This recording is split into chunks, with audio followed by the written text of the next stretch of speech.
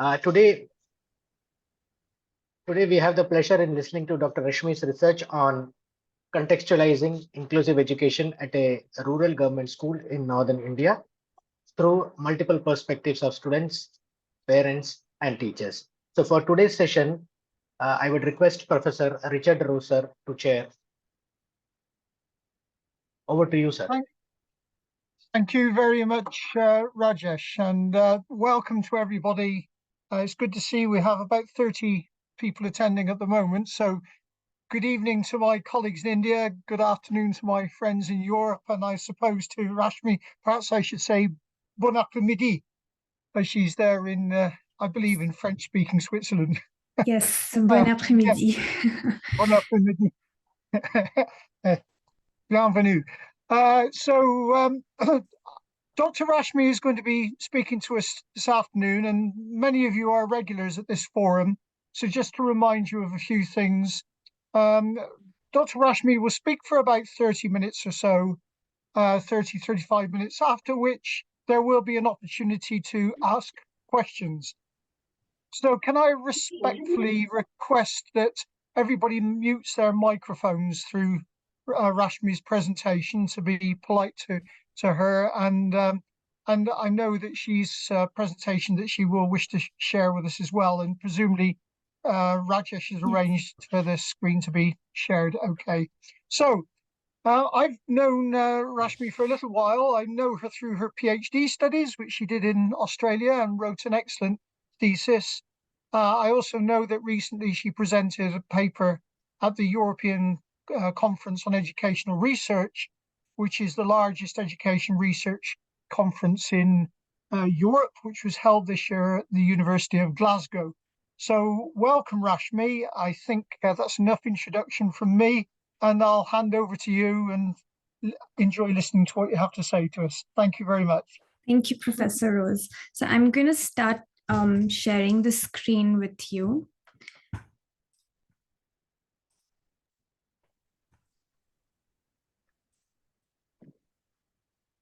And I hope you're able to see everybody, the presentation on as a slideshow. I want to say good evening to, thank you. So I want to say good evening to everybody. Namaste, namaskara, and also bonjour or bon après-midi. I'm currently working as a postdoctoral researcher at the Haute École Pédagogique, or also called the University of Teacher Education at Lausanne in Switzerland.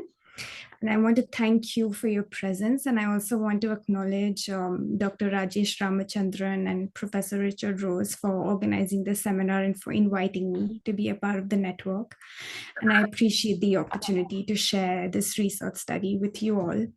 I want to begin by saying that I'm deeply indebted to the participants of this study and for trusting me with their thoughts and experiences. And as you can see, the title of my presentation is Contextualizing Inclusive Education at a Rural Government School in Northern India through the multiple perspectives of students, parents, and teachers. This presentation, as an introduction, this presentation is directly based on an already published work from my PhD research, which I completed at Monash.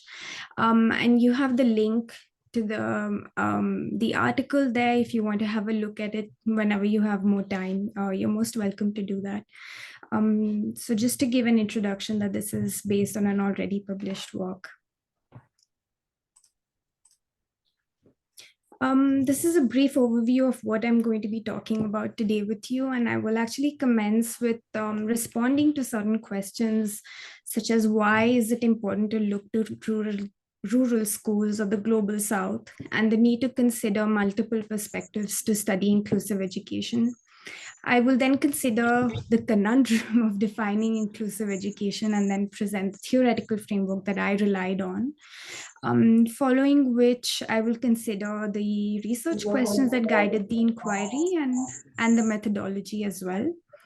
And finally, I will present what has been my attempt at developing a more contextualized understanding of inclusive education in rural schools of India and where this understanding can take us further. So one of the principal questions that guided the study was, is it possible that we could learn more about inclusive education from disadvantaged rural schools in India that we already know? And so this question of why center the rural school experience is important to consider. Inclusive education, as we know, is a blooming, burgeoning field since the Salamanca World Conference in 1994. And it has since seen the proliferation of policy, research, and practice across the globe. And yet, the field has also marginalized experiences and knowledges of the Global South. And by the Global South, I don't only mean the geographic boundaries of formerly colonized nation states, but I also consider the political consciousness against certain hegemonic structures, which include ableism, capitalism, sexism, racism, casteism, heteronormativity, patriarchy, and all other forms of hegemony. So even though India is geographically considered a global south, there are also pockets of extreme privilege. And so rural schools and their experiences and knowledges from such schools are also considered as the global south. So in India, for example, even though 68% of young people aged 11 to 14 years are enrolled in rural government-run schools, inclusive education literature predominantly focuses on urban private schools, and this makes centering rural school experiences and knowledges an ethical imperative for researchers like us. Now that we have an understanding of the importance of centering the rural school experience, we also need to understand what makes considering multiple perspectives a useful endeavor to the theorization and practice of inclusion. The focus on multiple perspectives is actually premised on the understanding that diverse points of view can help us develop a more nuanced view of inclusion at school. However, very few studies have considered the multiple perspectives of diverse school community members.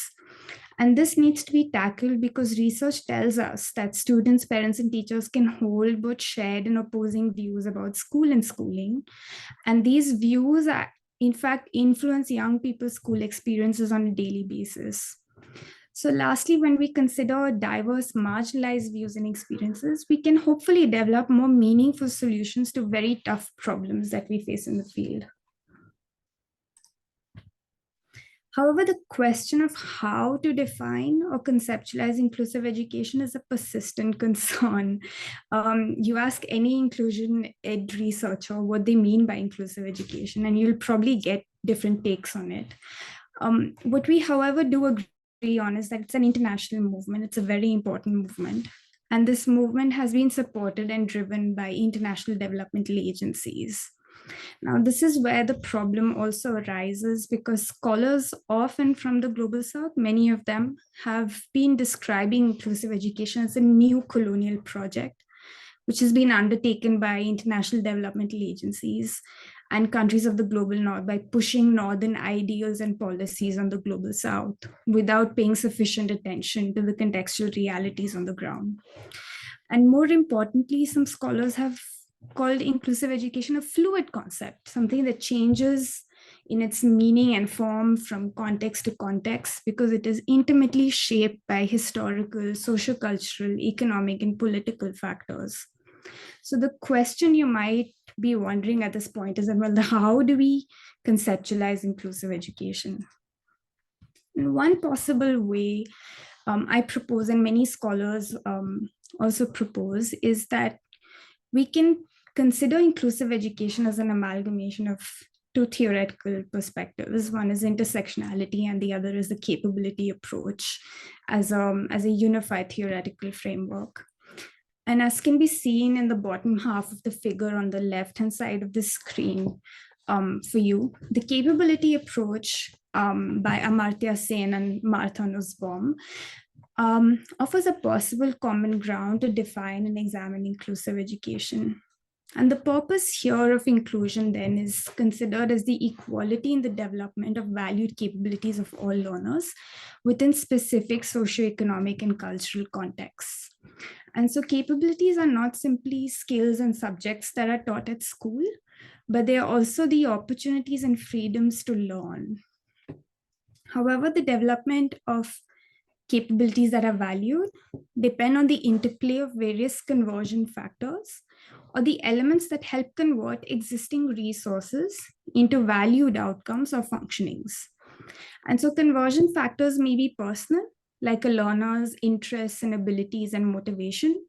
They can also be social, such as teachers' attitudes and beliefs, the support of family and community, or the implementation of policies. And finally, they can also be environmental, such as the physical school environment or access to well-equipped classrooms. And at the heart of this framework is the... Sorry. I'm sorry, I got a little distracted. Yeah, we see now some background noise there. Could somebody please switch off their microphone? Thank you. Thank you. Sorry. So I was talking about the environment factors. And so at the heart of this framework is the agentic individual who, or the agentic individual who acts and thinks in relation to others by navigating and negotiating the social structures, the relationships, and the institutions around them. However, educational disadvantages are outcomes of complex, mutually constructing axes of social division. And these can be, for example, age, gender, caste, class, rurality, disability, ethnicity, and religion. And so intersectionality becomes very crucial to not only understand the micro interpersonal power relations, say, between a teacher and a student, but it also considers macro and structural powers that are also to do with, say, policies and the school functioning. Consequently, the research questions that guided this study were twofold. The first question was, what are student 11 to 13-year-olds, parent and teacher perspectives on the most valued aspects of being in school, and how shared are their views? And the second question was, what are student, parent, and teacher perspectives on how and the extent to which valued aspects of being in school are promoted? As you can see, these questions are very broadly framed, corresponding with the theoretical framework. And so the attempt was actually to understand school community members' current and future aspirations, the capabilities and outcomes they value, and the alternatives to their current school experiences. Before outlining the methodology and the tools used for the inquiry, I think it's important to briefly consider where and when the study was situated. So Uttarakhand, as most of you know, is a relatively newly formed but rapidly developing state in the north of India. I grew up in this state, and the state was formed in 2000 following a protracted socio-political struggle to separate from the larger state of Uttar Pradesh. It is a mountainous region with widespread rural poverty and a constructed vulnerability to disasters like earthquakes, wildfires, landslides, and flash floods. The region is also marked by very strong gender-based norms and also caste-based structures. And moreover, the region is characterized by significant rural to urban outmigration, owing to growing rural-urban disparities and lack of diversified employment opportunities. And the school where I engaged in fieldwork during the months of January to March 2020 was a very remote upper primary government school in the Chamoli district. And previous ethnographic rural research in this region has demonstrated that education tends to play the role of a contradictory resource, since the education that young people receive does not correspond to their aspirations or to their daily lived reality. And so even though school is highly valued as an educational and a socio-geographical space, it has also created certain contemporaneous concerns. For example, young women face a lot of difficulties in finding suitable employment, since women's agrarian work is now being economically undervalued. And so evidently the context of the school community where the study was situated was highly complex and marginalizing. It was in recognition of this complexity that it became necessary to adopt a participatory approach as a strengths-based methodology. So participatory research as a strengths-based method values marginalized voices by underpinning them as knowledgeable agents and not just as passive objects of research. So this entails actually focusing on and valuing participants' existing knowledge, skills, and their potential. Importantly, participants were viewed as equal partners of research, and it involved working very closely with them to both co-design and to conduct the research. In applying intersectionality, the participants were also selected to highlight the various intersections and social positions of marginalized individuals. So as you can see in the table, for example, the study included 10 students, 7 parents, and 4 teachers, which also included 1 school leader as part of the teacher participant group. You can also see the intersections in age, caste, class, gender, and disability. For instance, 1 male student was not only positioned as experiencing poverty and disability, but also belonged to the scheduled caste community. And this was purposely done so. Methods and tools of data generation analysis were specifically designed for this participant group in question. So for instance, students were selected as co-researchers, and they made key decisions regarding how they would engage in the research process, how the data would be analyzed, and how the results would be disseminated. So data generation with the young co-researchers included diverse methods and tools, which were photographs and drawings, writings, group discussions, and also participant observations. On the other hand, parents and teachers engaged in in-depth one-on-one interviews with me, and all participant data were recorded with the help of audio and video recording devices. These were then manually transcribed and analyzed, and the analysis did not just happen at the individual level, but also the relational levels to identify not just similarities in their views, but also complementary and divergent views. And so reflexive themes were then generated to construct a coherent narrative of the study. Another important aspect of participatory research, which should not be overlooked, is the practice of situated ethics. So we all know about procedural ethics, which is like, signing consent forms and informing them about the benefits of the research or the potential harms and things like that.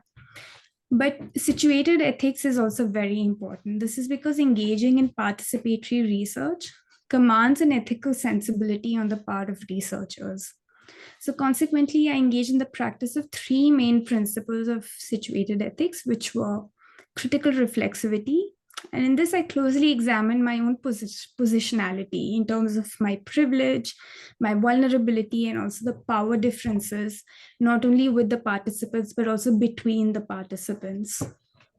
And I also engaged in reciprocity of both material and relational exchange with the participants. And of course, humility to recognize that there are different ways of knowing, being, and becoming. I now come to the point of briefly presenting the main themes to you that were co-generated with the participants to present a contextualized understanding of inclusive education, one possible contextualized understanding. And the first theme I discuss here is that of school being considered as a very valuable space within a very complex social context. And this photograph here on the screen was taken by 13-year-old Karthik, where different kinds of footwears are lined up. And he titled this photograph as Being Together at School. And Karthik said, "I like that at school we come from different families, villages, and castes. We stay together and learn together. There is no discrimination." However, participants also expressed some of their shared experiences of marginalization within the larger village community, such as parents and students being unable to access disability-related resources because of the difficulties in acquiring disability certificates. And similarly, participants also highlighted experiences of caste, gender, and disability-based exclusionary practices at the village level. And these undermine the efforts of teachers at the school. Now, participants also reported several shared and divergent valued capabilities. The theme generated here is that school develops diverse learner capabilities. For instance, on the slide, I have presented educational capabilities as valued by all participant groups. And these range from valuing information and communication technology skills, foundational literacy and numeracy, to creativity and experiencing care and attachment at school. It is important to note here that these valued capabilities have not been ranked, as each are important and interrelated. From the participants' perspectives, it was clear that school encompassed a lot more than just acquiring foundational literacy and numeracy. This possibly shows that concerns regarding education being a contradictory resource could be alleviated when school experiences are meaningful for all learners, their educators, and also their families. However, it is also important to consider that not all valued capabilities were developed at the school at the time the fieldwork took place. I'd like to consider some of these capabilities as aspirational in nature. While participants did share many valued capabilities, they also expressed opposing views or divergent valued capabilities. For instance, students greatly valued autonomy, being recognized and appreciated, and experiencing friendships. On the other hand, teachers expressed moving with the world, democratic values, being prepared for uncertainty, and observational skills as valued education capabilities. And different still were parents who highlighted physical safety of their children as a valued capability. Now, these similarities and differences cannot be considered in absolute terms, but it does reflect the participants' social context and the intersections of their various social positions. This also reinforces our understanding that rural school education should actually be considered differently from schooling in urban settings.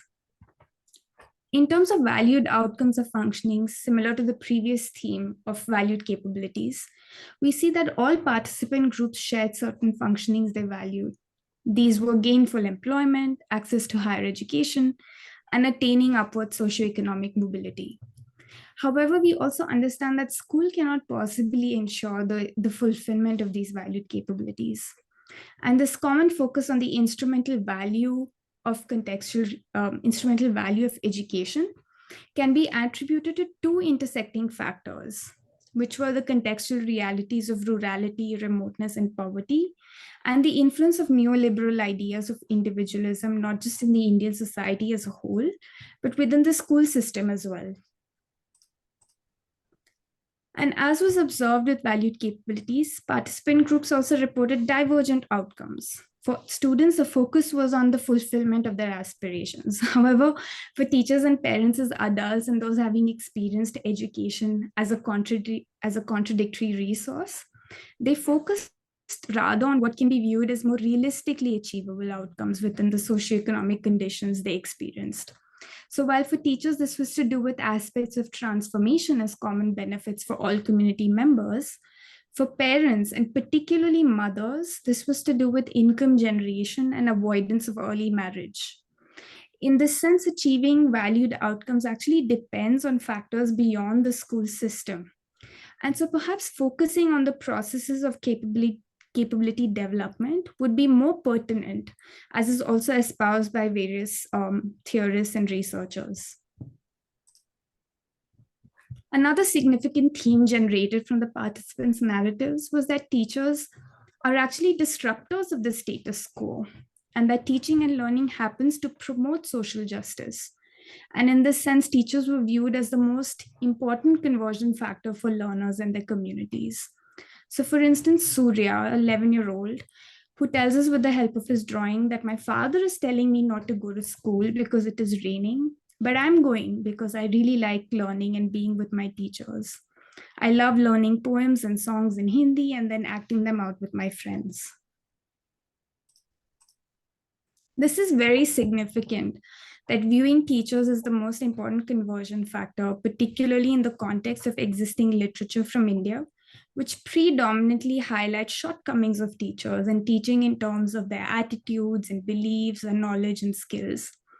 And according to teachers, their approach to teaching and building close relationships with their students and their families was actually rooted in their own personal experiences of oppressive caste and class structures, So for example, Prerna, a teacher who also identified as belonging to the scheduled caste community, talked about sometimes going above and beyond to ensure the students' participation.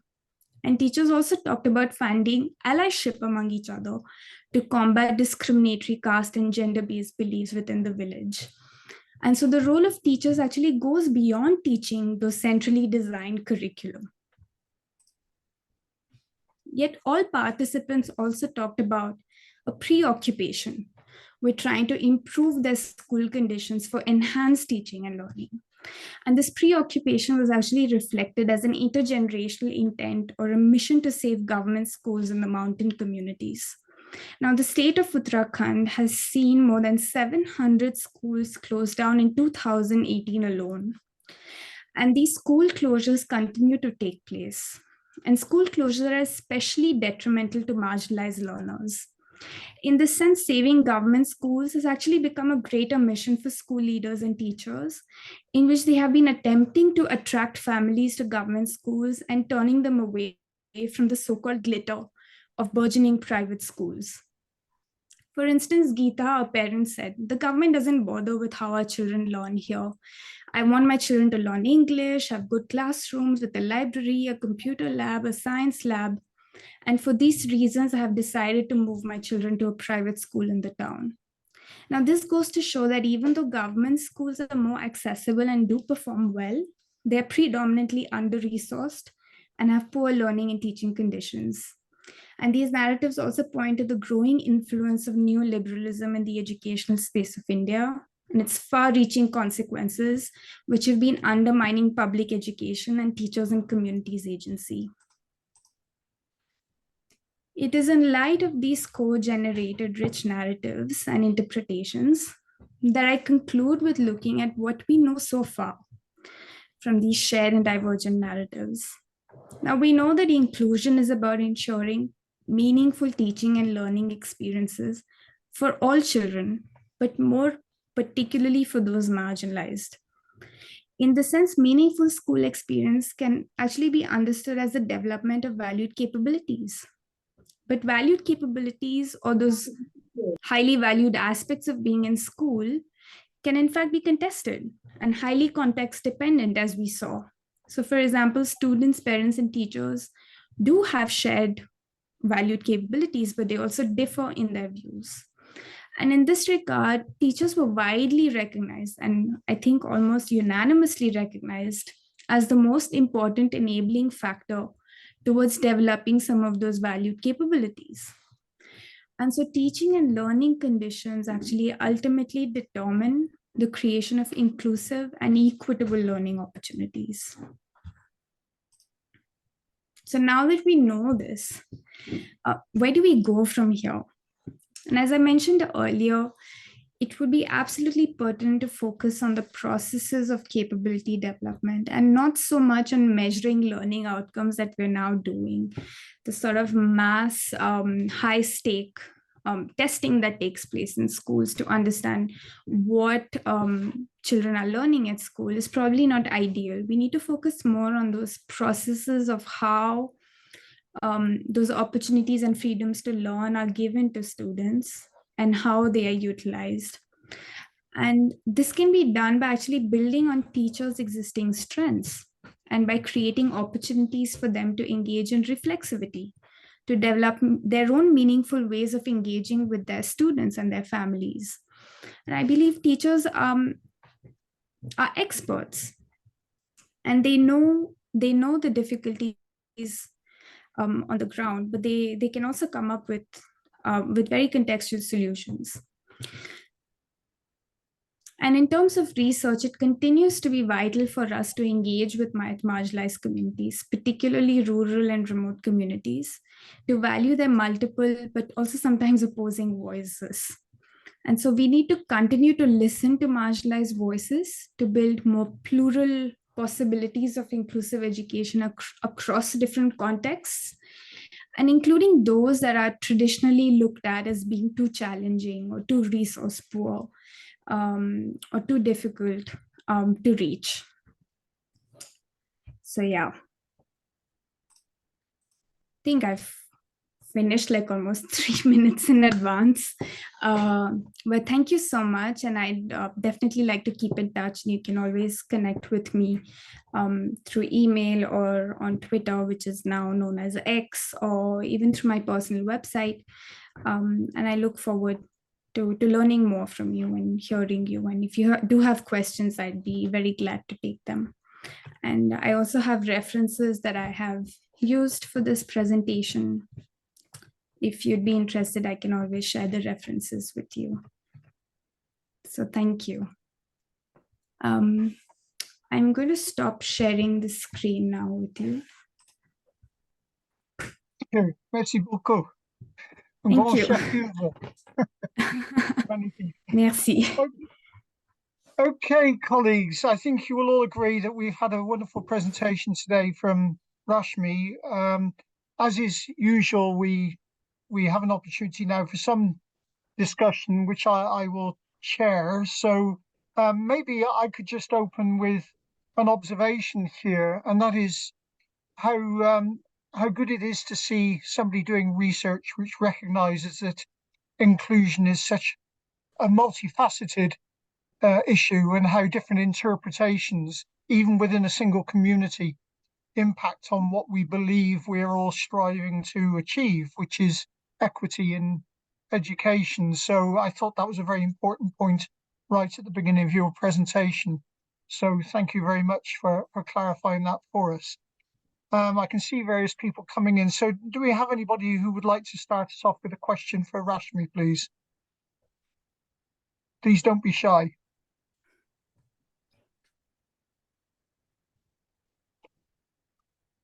People are sending in full messages, but there must be some questions out there, please.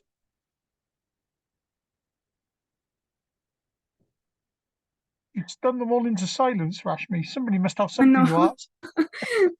Yeah, I just wanted to say that before logging into the webinar, I just had a look at the inaugural meeting of the network on YouTube, just to familiarize myself with the network, isn't it? And it was it was amazing to see so many researchers, young and more experienced researchers who are part of the network. Well, we hope you'll become a permanent member. So there. Actually, I noticed my colleague, Professor Janti Narayan, is there. And Janti, one of the things that I know you've done a lot of work on is research into inclusion in rural communities in India. Would you like to make any observation on what you've heard? Yeah, Richard, thank you. That was a fantastic presentation, Rashmi. It was so good to give a different dimension to the whole talked about topic called inclusive education everywhere. In each place, the perspectives, the viewpoint, it differs. And we know, as you have rightly pointed out also, with a lot of constraints when it comes to rural areas, and then the functional difficulties. Leave the philosophical, theoretical concepts and the positive points about inclusive education that we talk about. There are a number of, Richard and I have been doing some work in rural areas. So we have found the functional difficulties of child reaching the school. And after primary school, children are unable to go to secondary schools, particularly female children once they attain menarche, for the reason that they don't have good toilets. So there are so many, in India, we are all struggling with these functional aspects. As you rightly pointed out, teachers are enablers, and teachers are even ready to have these children in the classroom. They just need that know-how, and they look forward to it, hungry for information. If you really see the teacher, how to go about with these children. So your presentation was fantastic, really. Absolutely, thank you. I'm familiar with some of your work, and I do have to say that yes, those functional aspects are very important. And one of the challenges that I faced was this issue of this strengths-based approach. And a lot of times I felt very frustrated because I wanted to strike a balance with not just focusing on the strengths and but also not indulging in epistemic injustice by ignoring those voices of concern. So, for example, teachers telling that we need more teachers at school, or we need more resources. I mean, or look at the way we have to take our classes outside. Our children don't get to study inside classrooms. So, how do you strike that balance? But how do you recognize their strengths, but at the same time don't undervalue the concerns that they experience? Because there's this real danger where policymakers might just say, oh, but they're able to manage so well with just what they have. True, very true. And they are interested in numbers. This many children are included. So inclusive education works. But like you went into the qualitative aspects of it, we need to look at, are they really learning? Are they getting what they deserve to get? These are areas a long way to go, but we have seen the tip of the iceberg. And it is not that we are complacent in India. Things are happening, and we are all working very, very hard to see that the children get the best. I just have one curiosity, may I say, about the research that you did. When you had all of these qualitative bit of your work, interviewing children and the other stakeholders, how easy was it to get across to them, establish rapport, and then make sure you are getting the information, true information, and not the Hawthorne effect there, of I am part of some interview, therefore I'm. How did you go about? Many of our young researchers will be interested to know in qualitative research how you go about breaking the ice and get the interviews and focus groups and all done, which ensures to you as a researcher, yes, I am getting the right information. Can you throw light on that bit a little bit? Quite a few of our members are eager to know more on the qualitative research methods. It was initiated by Richard and team, and Dr. Himanshu Das, who's also here, made it nationwide, by the way, and that is how we have the IIRN today. So little bit more on that, how you approached to get your qualitative data. What were the difficulties and what were the strengths? Both, if you could say. I'm sorry, my camera is not working, so it kind of looks rude not to be showing my face, but it's a technological glitch. I'm unable to help out. Sorry about can that. Absolutely understand. I think the beginning of very complex, as you might know, but I think it took me quite a while to even get access to the school, because I had to get permissions from the block education office and from the deputy education officer. And most of this permission actually happened through long distance, because I was in Australia at that time. And but one thing that really helped me was that I had a contact. She was a primary school teacher at one of these rural remote schools there, and she offered to help me get access to the school. And so she was the one who would actually go to the block education office and follow up with the officers there. She was also very generous and very kind to have offered even her house as a place for me to stay while I was there. So actually that having that contact and having that relationship with that teacher was very important, because that opened doors for me. And so it was through this teacher that she connected me with one of her classmates from her teacher education program, who was a teacher at this school that I went and did my field work at. And so in the beginning, I remember the education officer gave permission, and I went with the permission letter and I met with this teacher, and she was extremely apprehensive to actually have me over at the school, because she was facing a huge problem, because at the school at the time there were only 3 teachers, and the school leader had actually come in later. And because there were only 3 teachers, one of the teachers was, I think, part of the teachers' union. So he would sometimes have to leave for union meetings and things like that. And so these 2 teachers, who were husband and wife duo, would end up with 84 students at the school and having to manage the school on their own. And so I remember at the beginning, she was very apprehensive to have me over. So I remember trying to tell her that, you know what, I was going to follow her lead. So whatever was comfortable for her, whatever was okay with her, I would adapt myself to that context. So which really sort of helped establish that first point of that initiation of trust with the teachers, because then she was like, oh, okay, then in that case, why don't please don't come tomorrow, why don't you come after a few days? So I said, that's perfectly all right. I'll talk to the education officer. I'll tell that I need some time to prepare myself to work in the field, so that she doesn't have to undergo trouble with the education officer. So I gave her the time, and she sort of set it up, and she made sure that that she was comfortable to welcome me into the school the way that she wanted. So I think the question of time is very important whenever we work, when we talk about qualitative research. So we really do have to be open to spending more time to just be there, to develop a relationship, and to also sustain that relationship, to not to stop that relationship. And because that becomes a very extractive kind of a relationship between a researcher and the participants.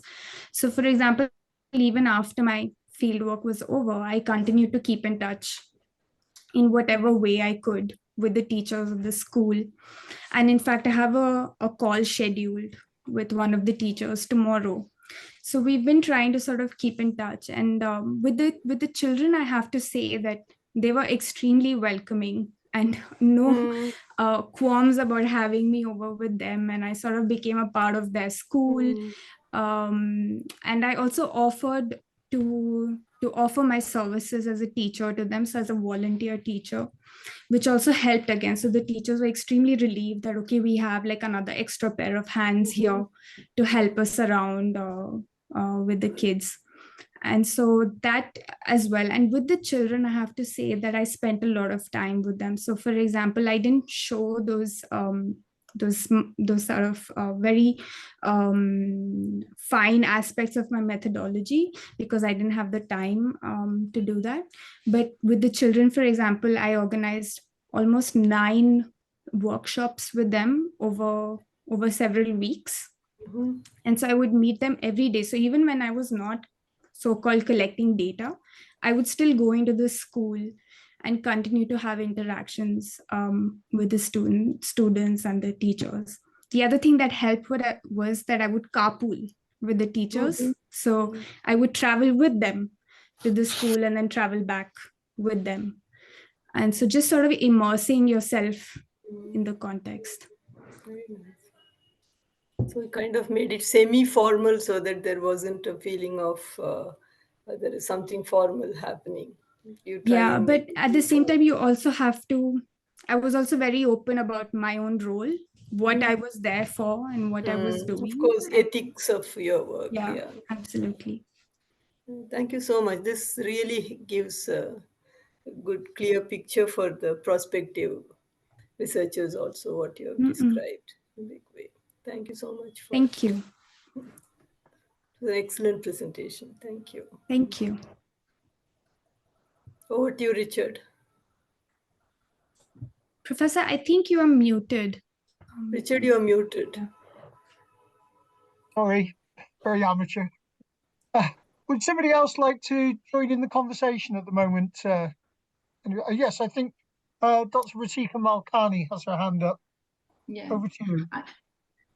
Your research is really interesting to me, and especially the finding you have about the conflict between the private and the government schools, and the impact it has on the marginalized communities. And I think that is of real interest to me. And I would like to know more about it. I know there is this big debate about parents wanting to make sure that their kids learn in an English medium school in a rural context, because that came out quite clearly when I did my research too. And I feel it really impacts, because private, it's a financial burden, or even if it's an NGO run school, they don't have places for all the kids in the rural community. So there are lots of children who get left behind. And I was wondering what your experience was was it as intense as it was in a rural community I did my research in? I was just wondering. Oh, it was quite intense. So, for example, Geeta, the parent I was talking about, she was ready to put everything at stake to move her kids from that government school to a private school. And she actually had already lived in Delhi. So she had lived in an urban setting, and then she was sort of forced to move to the rural setting because of family situation. And so she had to bring her kids away from these, what she called as excellent schools in Delhi, to this sort of very mediocre sort of government school here. And it was very much an issue, and a lot of parents had actually also moved out, so that out migration was also linked with schooling. So a lot of parents had actually also moved out to urban settings to send their kids, the purpose of sending their kids to school.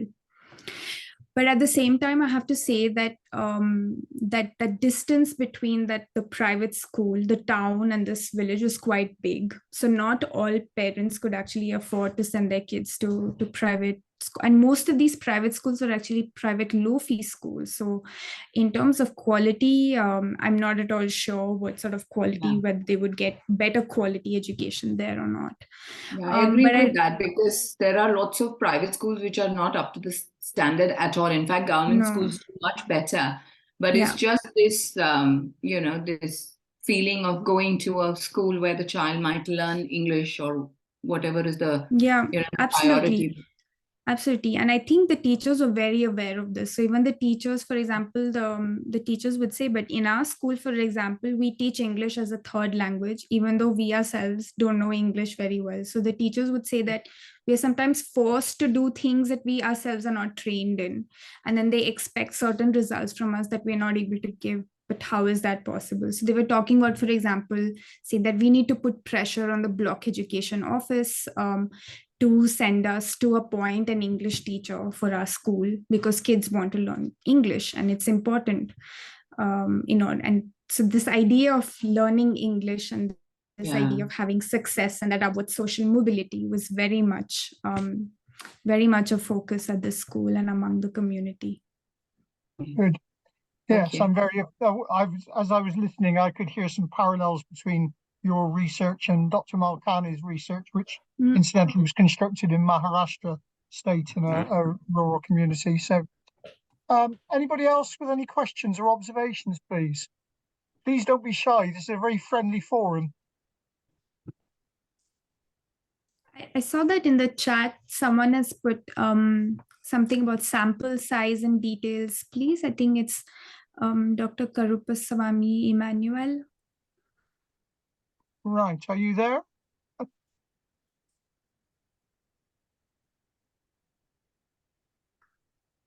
Ma'am, good evening.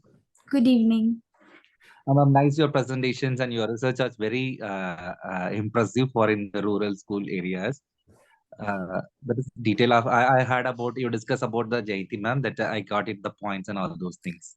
Okay. So how you are interpreting the sample and how your teachers and how they are helping to you organizing this. So after discuss with the Jayanti ma'am, you are nicely explained about the clearance for my doubts also. Thank you so much and congratulations, ma'am. Nicely presented. Thank you. Okay, very good evening, ma'am. Right. Thank you. Yes, very good evening. Introduce yourself, please. Yeah, I'm Dr. Dhanavendan. Here I as a special educator working at NIPMED, National Institute for Improvement of Persons with Multiple Disabilities. Ma'am, through your project, what is the suggestion you have proposed to the government of India, which is the Jharkhand government? To the Uttarakhand government, I've still not been able to reach them. But I do hope to, I think next year, share a comprehensive report of the results of my my research with at least the block education office where the school was situated. And of course, also the education secretary of the state of Uttarakhand as well. So I think my main suggestions are actually those that we need to focus on on the processes of teaching and learning rather than measuring learning outcomes, which is like the fad right now everywhere, where we are administering mass testing for kids, and which also happened at this school actually. And we know how problematic those mass testing methods are. So my focus is really on that, and to also try and see how the government and the policies can also recognize those complex contexts when it comes to those intersecting factors of marginalization.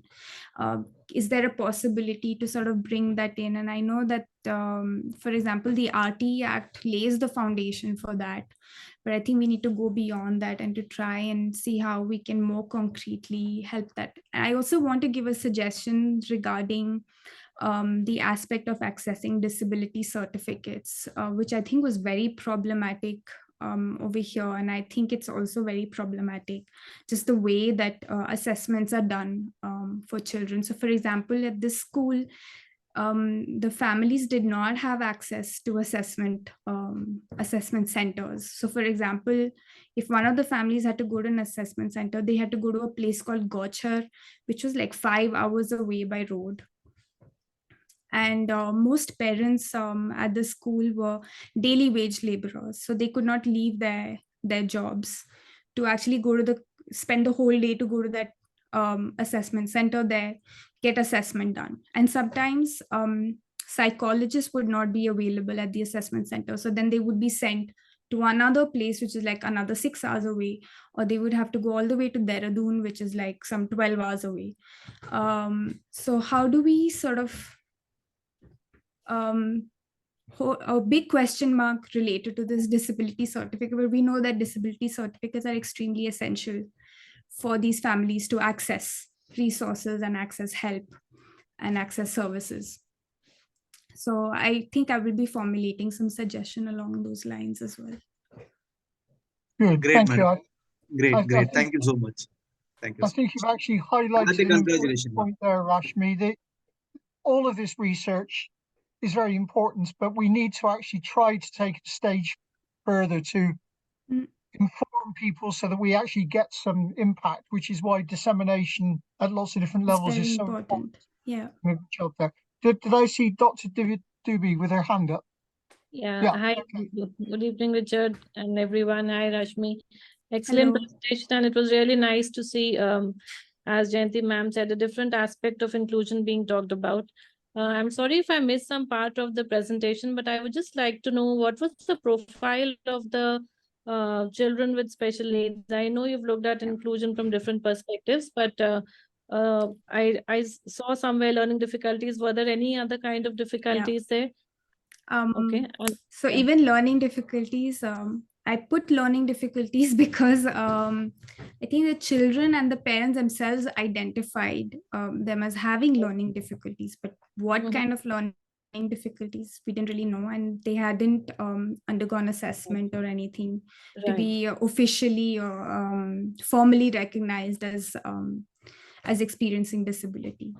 But I do know that there was only one student at the school who had a disability certificate, and that was only thanks to the teacher who mobilized the parents for that.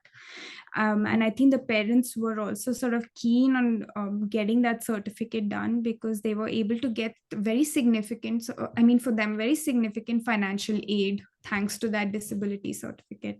But otherwise, kids did not have access to assessments. And me as a researcher, even though I'm a trained psychologist, I did not want to take on that role of labeling kids with certain disabilities or not, because I didn't want to take on that medical model of disability and sort of focus on identifying them exactly what disability they have or what. So I think I focus more on the experience of it.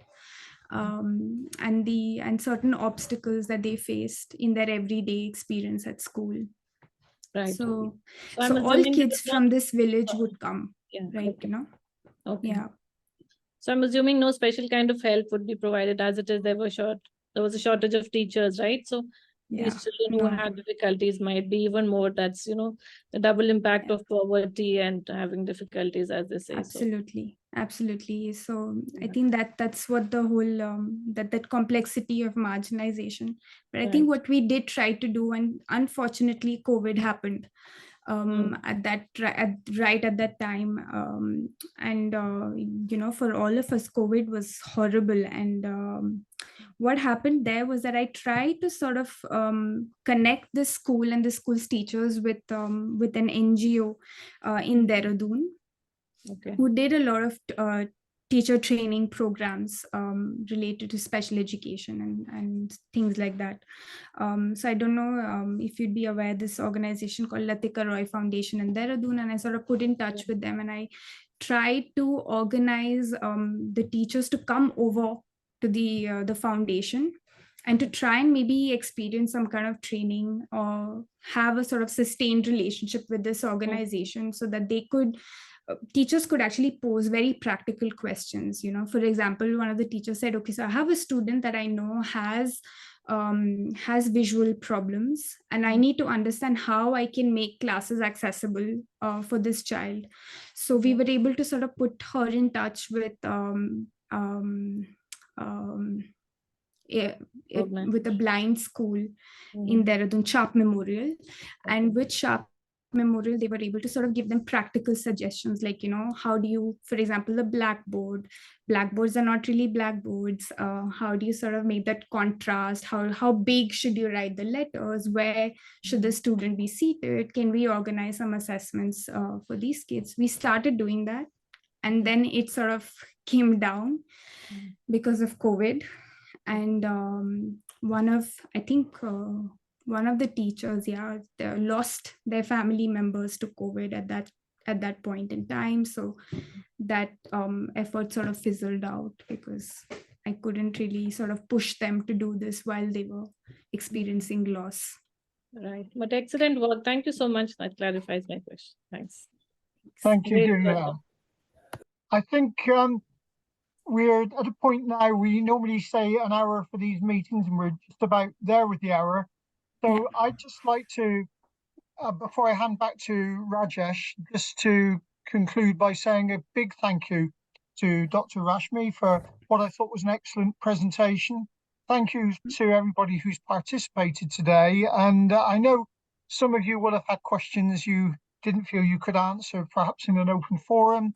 And Rashmi has very kindly offered her contact details, so do please get in touch with her. And I hope that Rashmi will join us for future IIRN sessions now that she's part of this organization, as it were. So thank you very much, Rashmi, for an excellent presentation, and good luck as your work continues there in Switzerland and in India. Can I ask Rajesh to bring this to a conclusion? Perhaps, Rajesh, you could mention some of the developments that are currently in hand with IIRN as well. Thank you. Thank you, sir. First of all, thank you, Dr. Rashmi, for accepting our invitation and presenting. Nice presentation, and you shared. But one thing I just wanted to know, initially I said I couldn't spell where you stay or where you work. Can you please spell for us? Yes. So it's called Haute École Pédagogique, or University of Teacher Education.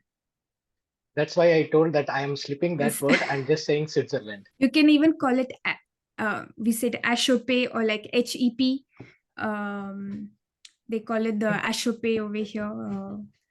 Rajesh, you must have some French lessons, Rajesh. Haute École, high school. Haute École, high school, pedagogy, you know what that means. So, okay, Rashmi, back to you.